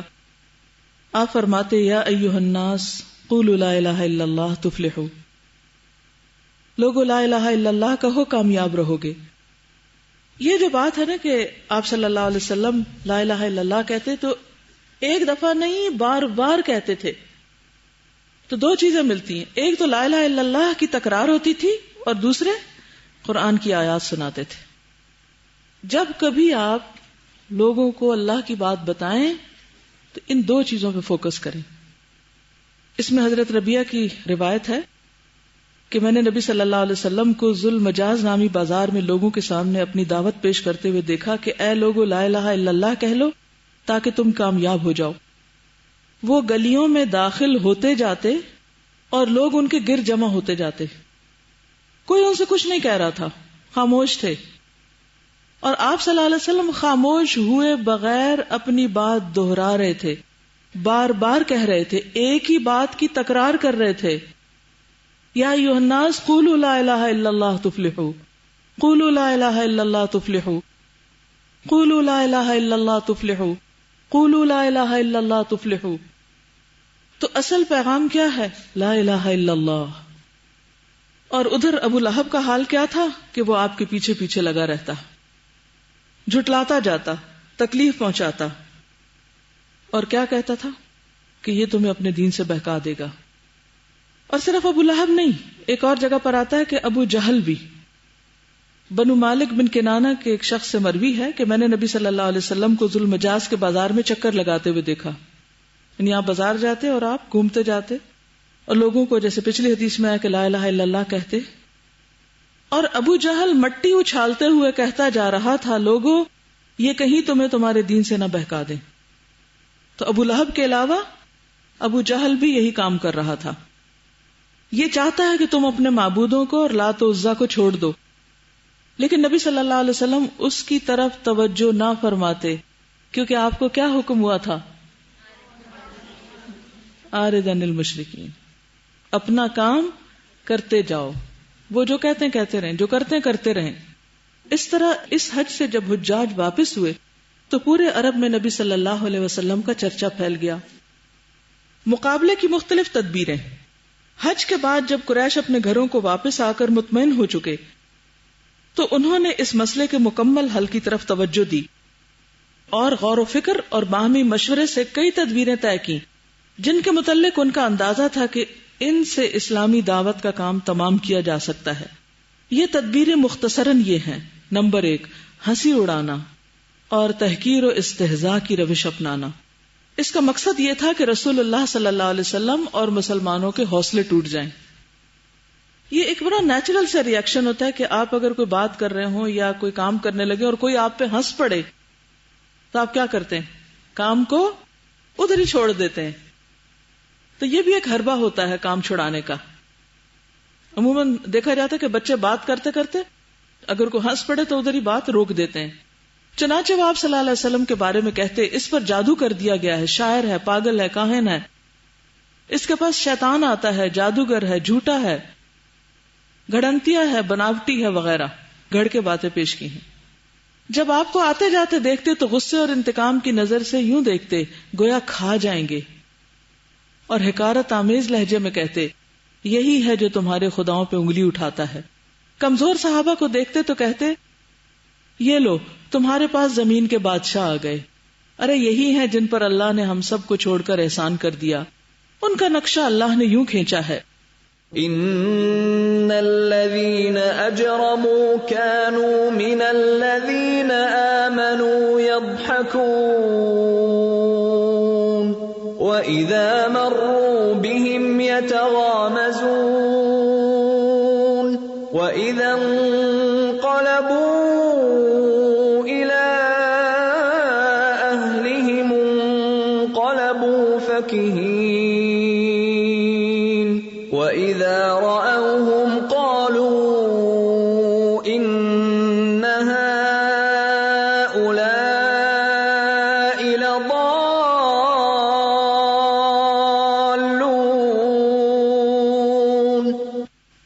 مجرم ایمان لانے والوں کی ہنسی اڑاتے تھے، اور جب ان کے پاس سے گزرتے تو آنکھیں مارتے، اور جب وہ اپنے گھروں کو پلٹتے تو مزے لیتے ہوئے پلٹتے، اور جب انہیں دیکھتے تو کہتے کہ یہی گمراہ لوگ ہیں۔ سوچئے کبھی آپ کو اتفاق ہوا ہو کہ دین کی وجہ سے کوئی آپ کے بارے میں اشارے کر رہا ہو یا مذاق اڑا رہا ہو؟ کبھی ہوا کسی کے ساتھ؟ دعوت دی ہو دین کی تو ہو نا۔ مشرکین نے اس ہنسی مذاق، ٹھٹھے اور تانا زنی کی اتنی کثرت کی کہ خود نبی صلی اللہ علیہ وسلم کی طبیعت اس سے متاثر ہوئی۔ نبی صلی اللہ علیہ وسلم کی طبیعت اس سے متاثر ہوئی، جیسا کہ اللہ تعالیٰ کا ارشاد ہے، وَلَقَدْ نَعْلَمُ أَنَّكَ يَضِيقُ صَدْرُكَ بِمَا يَقُولُونَ۔ ہمیں معلوم ہے کہ ان کی باتوں سے آپ کا سینہ تنگ ہو رہا ہے۔ پھر بتایا کہ اس کا اثر کیسے جائے گا اور ثابت قدمی کیسے آئے گی، حل بھی بتا دیا۔ چنانچہ فرمایا، فَسَبِّحْ بِحَمْدِ رَبِّكَ وَكُن مِّنَ السَّاجِدِينَ وَاعْبُدْ رَبَّكَ حَتَّى يَأْتِيَكَ الْيَقِينُ۔ تم اپنے پروردگار کی حمد کے ساتھ اس کی تسبیح کرو اور سجدہ کرنے والوں میں سے ہو جاؤ اور اپنے رب کی عبادت کرتے رہو یہاں تک کہ موت آ جائے۔ اس سے پہلے آپ کو تسلی بھی دی گئی، اِنَّا كَفَيْنَاكَ الْمُسْتَهْزِئِينَ الَّذِينَ يَجْعَلُونَ مَعَ اللَّهِ إِلَٰهًا آخَرَ فَسَوْفَ يَعْلَمُونَ۔ ہم آپ سے استہزاء کرنے والوں کو کافی ہیں جو اللہ کے ساتھ دوسروں کو معبود ٹھہراتے ہیں، انہیں بہت جلد نتیجہ معلوم ہو جائے گا۔ امیجن کیجئے کہ ایک طرف ابو جہل اور ابو لہب ہیں، وہ آپ کا مذاق اڑا رہے ہیں، آپ کی باتوں کی مخالفت کر رہے ہیں، اور دوسری طرف اللہ رب العزت آپ کو تسلی دے رہے ہیں۔ آپ کو یہ بھی بتایا گیا کہ ان کی حرکت ان کے لیے باعث وبال ہوگی، چنانچہ فرمایا وَلَقَدِ اسْتُهْزِئَ بِرُسُلٍ مِّن قَبْلِكَ فَحَاقَ بِالَّذِينَ سَخِرُوا مِنْهُمْ مَا كَانُوا بِهِ يَسْتَهْزِئُونَ۔ آپ سے پہلے بھی رسولوں کے ساتھ استہزاء کیا جا چکا ہے، یعنی ان کا مذاق اڑایا جا چکا ہے، جس کا نتیجہ یہ رہا ہے کہ خود ان مذاق اڑانے والوں کو ان کے استہزاء نے گھیر لیا، خود انہی کی شامت آئی۔ تو اگر اللہ کے راستے میں کبھی کوئی آپ کا مذاق اڑائے تو ان آیتوں کو آ کے پڑھ لیجئے۔ نمبر 2، لوگوں کو آپ صلی اللہ علیہ وسلم کی بات سننے سے روکنا، کہ بات ہی نہ سنیں۔ انہوں نے طے کیا کہ جب نبی صلی اللہ علیہ وسلم کو دیکھو کہ وہ لوگوں کے درمیان دعوت و تبلیغ کے لیے کھڑے ہیں تو خوب شور مچاؤ اور لوگوں کو وہاں سے بھگا دو تاکہ انہیں اپنی بات بیان کرنے کا موقع ہی نہ مل سکے۔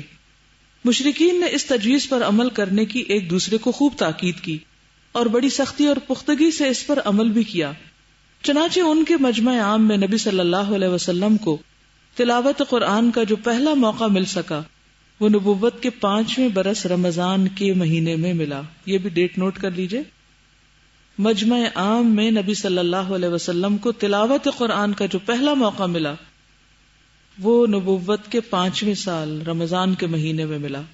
اس موقع پر آپ نے سورۃ نجم کی تلاوت فرمائی۔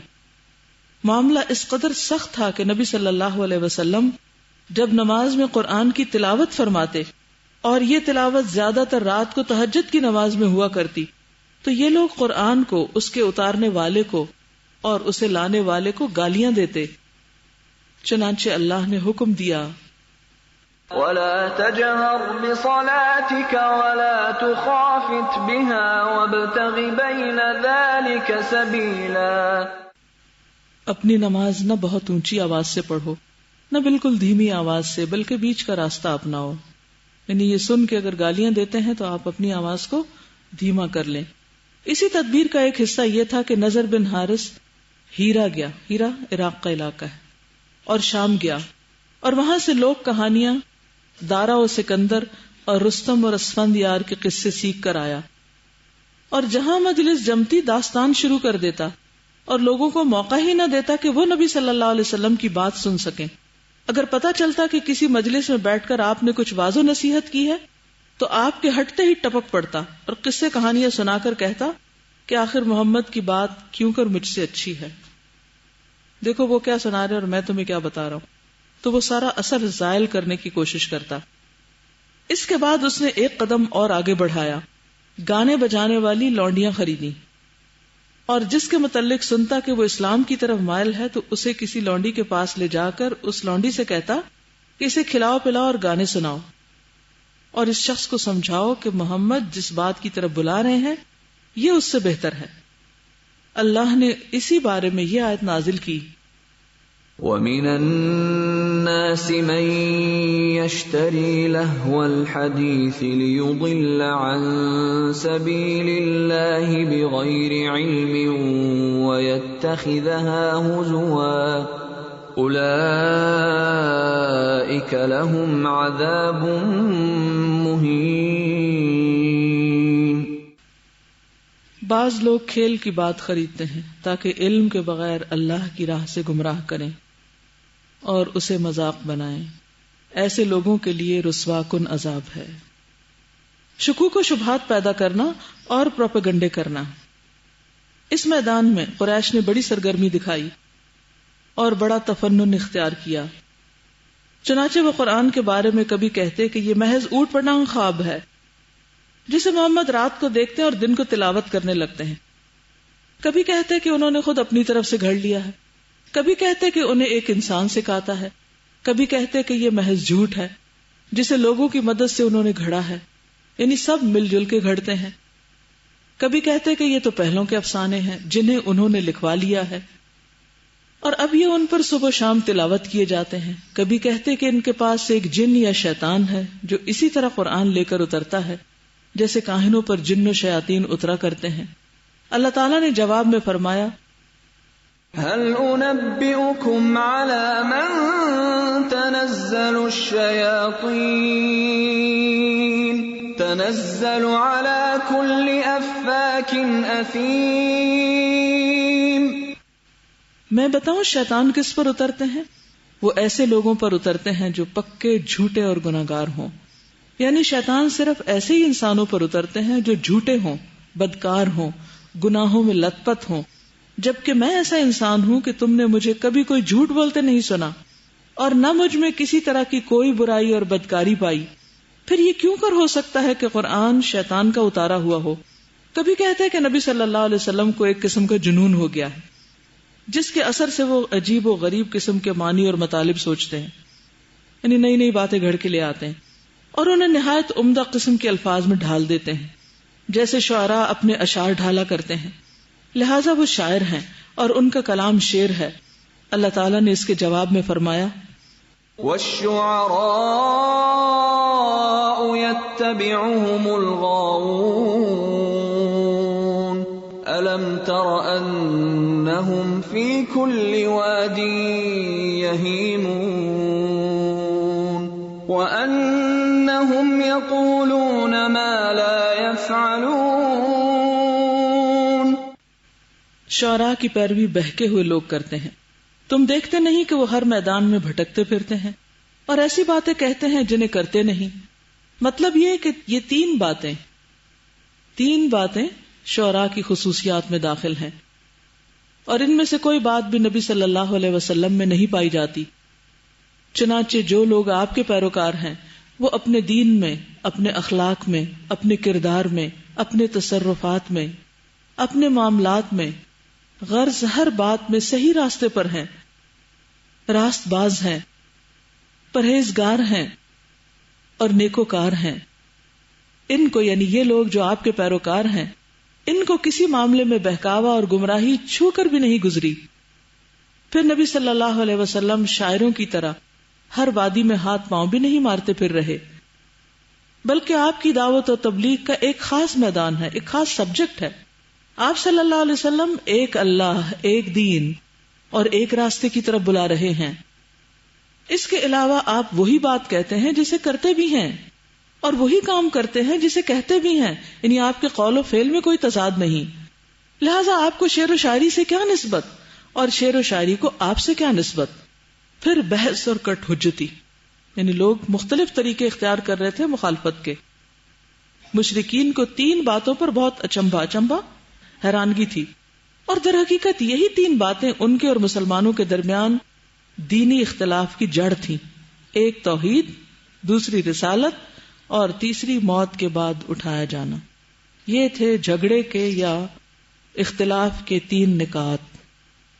تیسری اور آخری بات یعنی موت کے بعد اٹھائے جانے کے معاملے میں ان کے پاس تعجب، اچنبھے اور عقل کی کمی کے سوا کچھ نہ تھا. وہ کہتے تھے أَإِذَا مِتْنَا وَكُنَّا تُرَابًا وَعِظَامًا أَإِنَّا لَمَبْعُوثُونَ أَوَآبَاؤُنَا الْأَوَّلُونَ. بھلا جب ہم مر کر مٹی اور ہڈیاں ہو جائیں گے تو کیا ہمیں اٹھایا جائے گا؟ بھلا ہمارے پچھلے باپ دادا بھی زندہ کیے جائیں گے؟ ذَلِكَ رَجْعٌ بَعِيدٌ. یہ واپسی تو بعید از عقل لگ رہی ہے. اور یہ بھی کہتے تھے هل ندلكم على رجل ينبئكم إذا مزقتم كل ممزق إنكم لفي خلق جديد أفترى على الله كذبا أم به جنة. آؤ ہم تمہیں ایک آدمی کا پتہ بتائیں جو یہ خبر دیتا ہے کہ جب تم ایک دم ریزہ ریزہ ہو جاؤ گے تو پھر نئے سرے سے پیدا کر دیے جاؤ گے.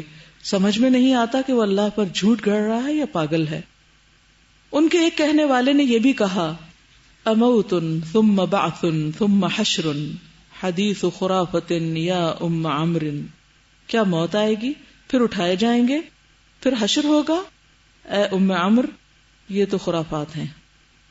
حالانکہ نبی صلی اللہ علیہ وسلم نے کس احسن طریقے سے زندگی، موت اور موت کے بعد اٹھائے جانے کو نیند اور نیند کے بعد جاگنے اور حساب دینے سے تعبیر کیا کہ ہر روز جیسے سو کے اٹھ جاتے ہیں تو اسی طرح مرنے کے بعد بھی اٹھ جائیں گے. اور اگر آج پیدا ہوئے ہیں، یہ دنیا میں موجود ہیں، تو کل دوبارہ بھی موجود ہو سکتے ہیں. تو سمجھنے میں کچھ مشکل تو نہ تھی، لیکن ان لوگوں نے اسے اپنی کم عقلی کی وجہ سے مشکل بنا دیا. اللہ نے ان باتوں کا کئی طرح جواب دیا ہے. خلاصہ جواب یہ ہے کہ تم دیکھتے ہو دنیا میں ظالم اپنے ظلم کی سزا پائے بغیر اور مظلوم ظالم سے اپنا حق وصول کیے بغیر گزر جاتا ہے. اسی طرح احسان کرنے والا نیکوکار اپنے احسان اور نیکی کا بدلہ پانے سے پہلے اور برائی کرنے والا بد کردار اپنی برائی اور بدکاری کی سزا پانے سے پہلے مر جاتا ہے. اب اگر موت کے بعد کوئی ایسا دن نہ ہو جس میں لوگوں کو زندہ کر کے ظالم سے مظلوم کا بدلہ لیا جائے اور احسان کرنے والے نیکوکار کو انعام اور فاجر و بدکار کو سزا دی جائے، تو پھر دونوں طرح کے لوگ برابر ٹھہرے، دونوں میں کوئی فرق نہ ہوا، بلکہ ظالم اور بد کردار تو مظلوم اور محسن و پرہیزگار کے مقابلے میں خوش قسمت ٹھہرا کہ دنیا میں اسے کوئی سزا نہ ملی. حالانکہ یہ بات قطعاً نامعقول ہے، عدل و انصاف سے اسے کوئی واسطہ نہیں، اور اللہ سبحانہ و تعالی کے بارے میں یہ سوچا بھی نہیں جا سکتا کہ وہ اپنی خلقت کا نظام ایسی اندھیر نگری اور ظلم و فساد والا بنائے رکھے گا. اسی لیے اس نے فرمایا أَفَنَجْعَلُ الْمُسْلِمِينَ كَالْمُجْرِمِينَ مَا لَكُمْ كَيْفَ تَحْكُمُونَ. کیا ہم مسلمانوں اپنے اطاعت شعاروں اور فرما برداروں کو مجرموں جیسا ٹھہرائیں گے؟ تمہیں کیا ہو گیا ہے، تم کیسے فیصلے کرتے ہو؟ دوسری جگہ فرمایا أَمْ نَجْعَلُ الَّذِينَ آمَنُوا وَعَمِلُوا الصَّالِحَاتِ كَالْمُفْسِدِينَ فِي الْأَرْضِ أَمْ نَجْعَلُ الْمُتَّقِينَ كَالْفُجَّارِ. کیا ہم ایمان لانے والوں اور نیک عمل کرنے والوں کو زمین میں فساد مچانے والوں جیسا ٹھہرائیں گے؟ کیا ہم پرہیزگاروں کو بدکاروں جیسا قرار دیں گے؟ نیز فرمایا أَمْ حَسِبَ الَّذِينَ اجْتَرَحُوا السَّيِّئَاتِ أَن نَّجْعَلَهُمْ كَالَّذِينَ آمَنُوا وَعَمِلُوا الصَّالِحَاتِ سَوَاءً مَّحْيَاهُمْ وَمَمَاتُهُمْ سَاءَ مَا يَحْكُمُونَ. جن لوگوں نے برائیاں کما رکھی ہیں، کیا وہ سمجھتے ہیں کہ ہم انہیں ایمان لانے والوں اور نیک اعمال کرنے والوں جیسا ٹھہرائیں گے کہ ان سب کا جینا مرنا یکساں ہوگا؟ یعنی اچھا کرنے والوں کو اچھا بدلہ اور برا کرنے والوں کو برا بدلہ نہ دیا جائے گا. برا فیصلہ ہے جو یہ لوگ کرتے ہیں. یعنی اگر ایسا ہو تو یہ ظلم و زیادتی ہے کہ اچھا برا کرنے والے سب ایک جگہ ہو جائیں. جہاں تک عقلی استبعاد کا معاملہ، استبعاد ہوتا بعید یعنی ذہنی بعد کا معاملہ ہے، تو اللہ نے اس کی یوں تردید فرمائی أَأَنْتُمْ أَشَدُّ خَلْقًا أَمِ السَّمَاءُ بَنَاهَا. کیا تمہاری پیدائش زیادہ سخت ہے یا آسمان کی؟ نیز فرمایا أَوَلَمْ يَرَوْا أَنَّ اللَّهَ الَّذِي خَلَقَ السَّمَاوَاتِ وَالْأَرْضَ وَلَمْ يَعْيَ بِخَلْقِهِنَّ بِقَادِرٍ عَلَىٰ أَن يُحْيِيَ الْمَوْتَىٰ بَلَىٰ إِنَّهُ عَلَىٰ كُلِّ شَيْءٍ قَدِيرٌ۔ کیا انہیں یہ دکھائی نہیں دیتا کہ جس اللہ نے آسمان و زمین کو پیدا کیا اور انہیں پیدا کر کے نہیں تھکا، وہ اس پر بھی قادر ہے کہ مردوں کو زندہ کر دے؟ کیوں نہیں؟ یقیناً وہ ہر چیز پر قدرت رکھتا ہے۔ یہ بھی فرمایا وَلَقَدْ عَلِمْتُمُ النَّشْأَةَ الْأُولَى فَلَوْلَا تَذَكَّرُونَ۔ تم پہلی بار کی پیدائش کو تو جانتے ہی ہو، پھر بات کیوں نہیں سمجھتے؟ اور بتایا کہ دیکھو كَمَا بَدَأْنَا أَوَّلَ خَلْقٍ نُعِيدُهُ وَعْدًا عَلَيْنَا إِنَّا كُنَّا فَاعِلِينَ۔ ہم نے جس طرح پہلی بار شروع میں پیدا کیا تھا، اسی طرح دوبارہ پلٹا کر بھی پیدا کریں گے۔ ہمارے ذمے یہ وعدہ ہے اور ہم اسے کر کے رہیں گے۔ اللہ نے یہ بھی یاد دلا دیا کہ یہ بات تمہارے عام مشاہدے میں ہے کہ کسی کام کو دوبارہ کرنا پہلی بار سے زیادہ سہل ہوتا ہے۔ اور پوچھا أَفَعَيِينَا بِالْخَلْقِ الْأَوَّلِ بَلْ هُمْ فِي لَبْسٍ مِّنْ خَلْقٍ جَدِيدٍ۔ اس آسمان و زمین، درخت اور پودوں اور ساری کائنات کو پہلی بار پیدا کر کے کیا ہم تھک گئے ہیں کہ دوبارہ پیدا نہیں کر سکتے؟ بلکہ حقیقت صرف اتنی ہے کہ وہ نئی پیدائش کے سلسلے میں شک کا شکار ہیں، بات ان پر مل جل گئی ہے۔ تو یہ ساری آیات کس بات کی دلیل ہیں؟ کہ مرنے کے بعد انسان بھی دوبارہ پیدا کیا جا سکتا ہے، اور باقی چیزوں کو بھی پیدا کرنا اللہ کے لیے کچھ مشکل نہیں، اور اللہ نے انسان سے زیادہ بڑی چیزیں بھی پیدا کی ہیں، تو انسان کو دوبارہ بنانا آخر اس کے لیے کیوں مشکل ہو؟ تو قرآن مجید میں بے شمار ایسے دلائل ہیں جو ان کے ان شکوک و شبہات اور کنفیوژنز کا جواب تھے، اور ان کو مسلسل جواب دیے جا رہے تھے۔ اس لیے جو لوگ باشعور تھے وہ ایمان لاتے گئے، اور جو لوگ ضد اور ہٹ درمی کا شکار تھے وہ لوگ پیچھے رہ گئے۔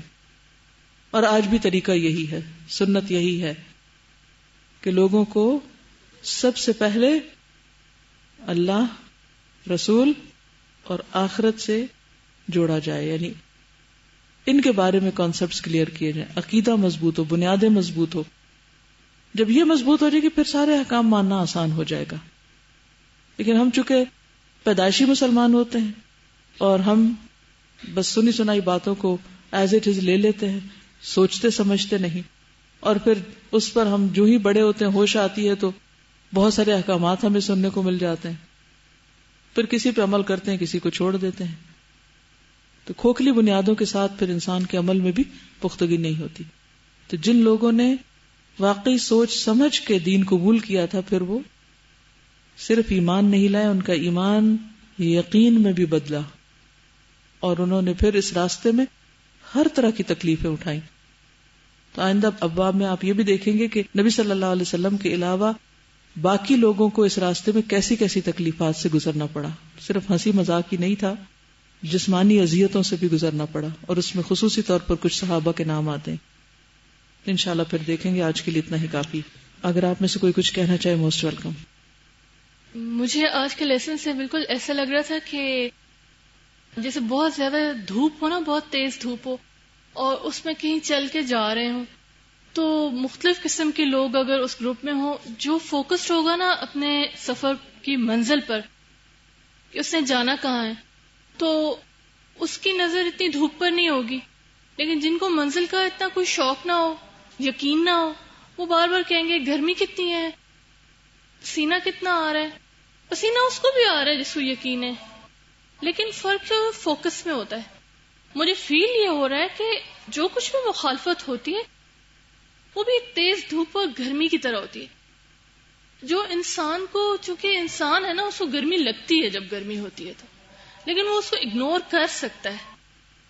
اور وہی جتنا زیادہ اس کو اپنے منزل اور مقصد کا یقین ہوگا نا، اتنا زیادہ اس کے لیے ان چیزوں کو اگنور کرنا اور ان کے بیچ میں سے گزر جانا اس کے لیے آسان ہوگا. اور جتنا زیادہ ہم یہ کہتے رہیں کہ یہ چیز کتنی مشکل ہے، یہ چیز کتنی مشکل ہے، اس سے میں پریشان ہو رہی ہوں، اس سے پریشان ہو رہی ہوں، تو وہ پریشانی اور زیادہ بڑھتی جاتی ہے اور زیادہ بڑھتی جاتی ہے. اسی لیے کہتے ہیں کہ جو پین ہوتی ہے that is inevitable but suffering is optional. تو پینز تو آئیں گی لیکن سفرنگ جو ہے وہ ہمارے اپنے ہاتھ میں ہے. السلام علیکم ورحمۃ اللہ وبرکاتہ. ایسے کہ یہ سارا پڑھ کے ایسا لگتا ہے جیسے ابھی بھی ہم مکی دور میں ہیں نا. توحید، رسالت اور عقیدہ آخرت بری طرح متاثر ہیں. نہ توحید اپنے مقام پہ ہے، نہ رسالت کو ہم وہ مقام دے رہے ہیں، نہ سنت اس طرح ہماری زندگیوں میں ہے، اور نہ ہی آخرت کے بارے میں ہم سنجیدہ ہیں. گو کہ ہم الفاظ میں انکار نہیں کر رہے لیکن عمل میں انکار کر رہے ہیں. تو کام کا میدان ویسے ہی ہے جیسا کہ اللہ کے رسول صلی اللہ علیہ وسلم پر وہ ٹائم تھا، اور مخالفتیں بھی ویسے ہی برداشت کرنی پڑیں گی. ہمیں پلاننگ کی ضرورت ہے کہ آپ کس طرح سٹیپ بائی سٹیپ مختلف مواقع کو دیکھ کر اپنے لیے تبلیغ کے جو ہے وہ پلاننگ کر رہے ہیں، اور لوگوں کو دیکھتے ہیں کہ کہاں پر لوگ زیادہ ہیں، مخالفت پہ توجہ نہیں دیتے. تو ہمارے پاس یہ پلاننگ ہونی چاہیے کہ پورے سال کے اندر ہمارے پاس وہ کون سے مواقع ہوتے ہیں جب ہم اس پیغام کو پہنچا سکتے ہیں، وہ کون کون سی جگہ ہیں جہاں جا کر ہم یہ بات کر سکتے ہیں. صرف سن لینا اور سننے کے بعد پھر پلاننگ کوئی نہ کرنا، اور آپ کے اتنے اچھے پھیلائے ہوئے کام کو جو آپ نے ایک بندے سے شروع کیا تھا آج ہم نے اپنے ہاتھوں سے خراب کیا نا. تو اب یہ ہماری ہی ذمہ داری ہے کہ ہم اس کو دوبارہ سے درست کریں، اور اس کے لیے کام ہونا چاہیے پہلے پلاننگ، اور وہ پلاننگ ہم سب کو کر لینی چاہیے. جس نے آج نہیں کی اس نے گویا عمل ہی نہیں کیا. السلام علیکم. دعائے شافی میں ہم نے پڑھا تھا نا کہ تقرب الی اللہ کی طرف کچھ قدم اٹھتے ہیں اور کچھ قدم جو ہیں وہ شیطان کے راستے میں ہوتے ہیں. تو ابو لہب بھی وہی دوپہر کی دھوپ برداشت کرتا تھا لیکن اس کا انجام ٹوٹے ہوئے ہاتھ. اور نبی پاک صلی اللہ علیہ وسلم بھی وہی صبح سے لے کے دوپہر کرتے تھے اور ان کو جس مقام پہ پہنچایا گیا وہ مقام محمود تھا. اور دوسری چیز یہ کہ اللہ سبحانہ وتعالیٰ نے جب کام لینا ہوتا ہے تو مشرکین سے بھی لے لیتا ہے. حج کے زمانے میں جو جس طرح سے مشرکین نے پہنچائی اتنی مسلمانوں نے نہیں پہنچائی، لیکن ہر جگہ تک بات پہنچ گئی. تو خوش قسمت ہے وہ جس سے اللہ تعالیٰ اپنا کام لے. اصل بات تو یہ ہے نا کہ اگر ہم نہیں کریں گے تو پیغام تو کسی نہ کسی طریقے سے پہنچ ہی جائے گا، لیکن ہمارا حصہ کیا ہے؟ بالکل. شکریہ. اوکے. سبحانک اللہم و بحمدک نشہد ان لا الہ الا انت نستغفرک و نتوب الیک. السلام علیکم و رحمۃ اللہ وبرکاتہ.